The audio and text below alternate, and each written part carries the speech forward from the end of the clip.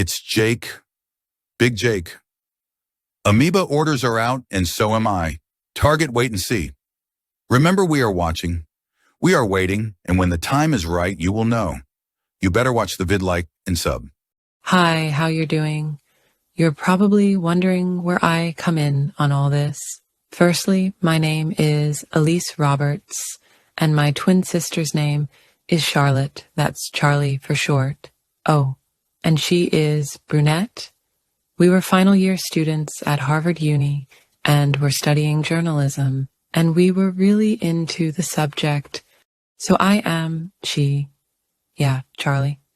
And yes, we sound the same, but I prefer brown hair. So all seemed normal till we were chillin' in the local park, and this classy suited guy approached us, and then it got kinda a weird. Well, after the usual male flannel, he gave us a card with a number to call.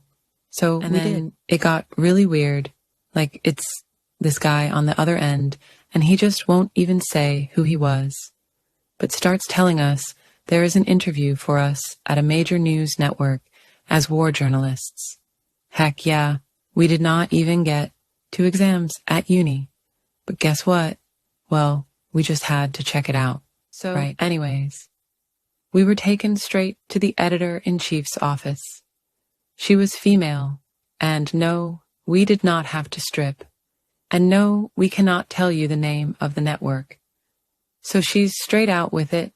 Yeah, she said she's a CEA operative. Like, we look at each other. CEA, who the friggin' heck is the CEA? So she gets really stoic when we asked her. But she did say this. We were being inducted as novices because the experienced journalists know each other and stick to disclosure doctrines. Also, that we would be embedded in military units. I mean, like, it was a no-brainer. Yeah. So we could go on whole day telling of our journey with the CEA during that alien conflict on Earth. But let's get back to the current. We were given normal duties at the network, and that's after we turned down promotion to keep our field work. So we were sitting chatting in a local cafe, and this guy with a hood goes past to leave and appears to drop a piece of paper right near us.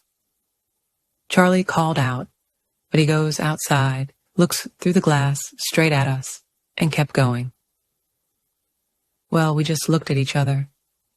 By the way, that's my hand on my sister's neck. Anyway, we checked out this note. It's got yet another number, and the name Stephen Nitch. Now, I certainly was not interested in a date, but my sister has been following that YouTube channel, W.A.R. Eve of Destruction, and she's been saying how accurate it is. And guess what? Stephen Nitch, yeah, it's the friggin' snitch. But we started thinking, what if it's a prank? But then again, how the heck would anyone know our connection with the CEA? So the options were, well, there was only one option. Yeah, ring the number. But first, get safely back to our apartment. We rang it and kept the speaker on. But guess what? Nothing recorded. I let Elise do most of the chat as she was into the W.A.R. site and knew what was going down with this snitch guy. So this is how the deal goes down. He says something big is brewing between the CEA and X-A2. Yeah, and it ain't good.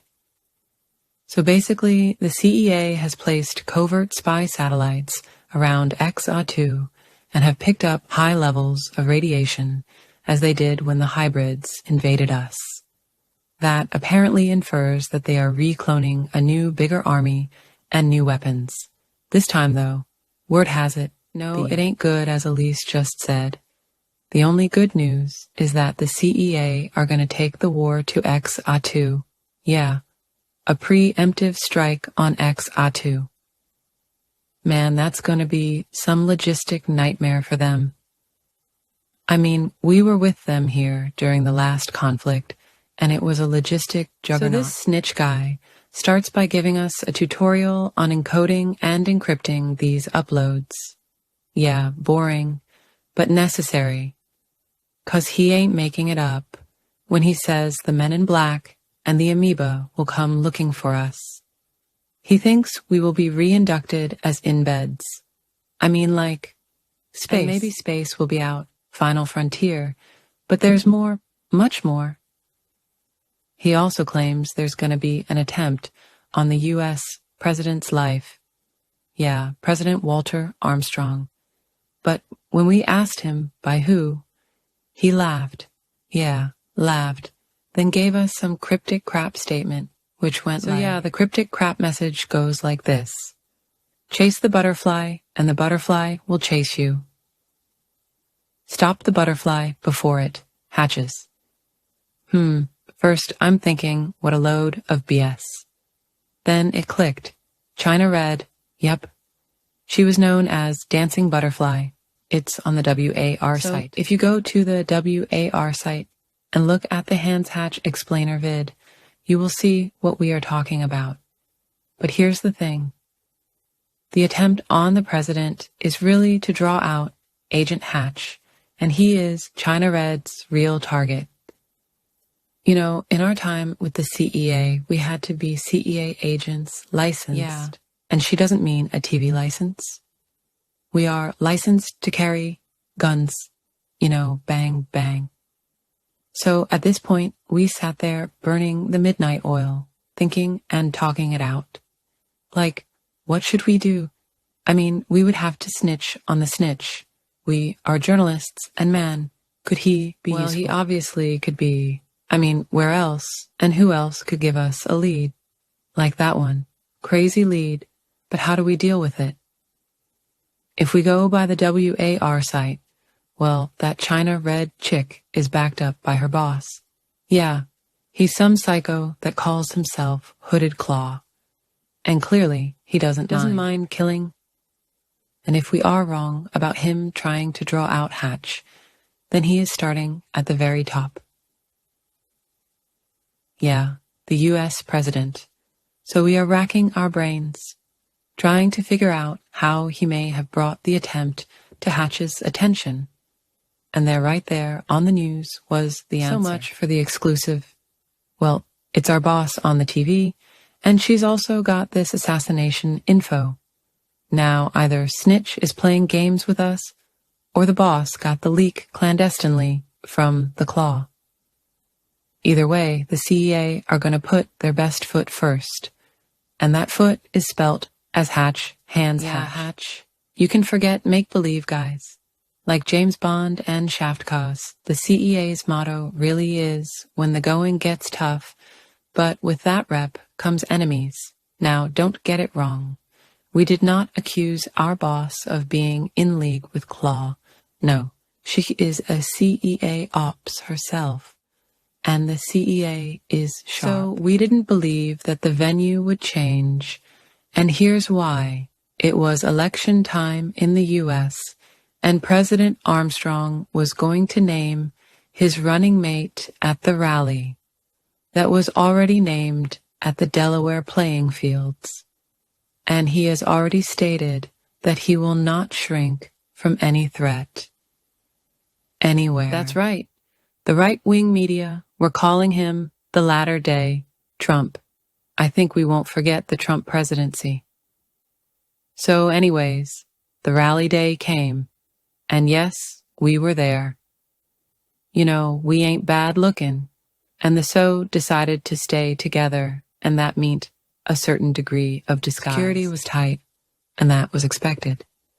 And to avoid being boxed in, we skirted around the outside of the crowd. Hatch would be somewhere. But guess what? I start noticing strange black cars with even stranger black suited guys standing around. Yeah, MIB. Then the president starts his speech. I stand here as many presidents have before me. This town has a rich history of receiving presidential nominees in its American story. There has been rumors of an assassination attempt on my life. Well, this is a free country. Yes, free.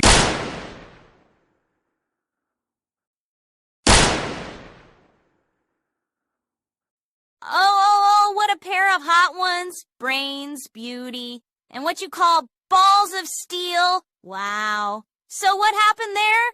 Looks like a big fail. And talking of fat things, that guy Jake and, yeah, I know, he's a friggin' android. But he is right about one thing: you should like and sub.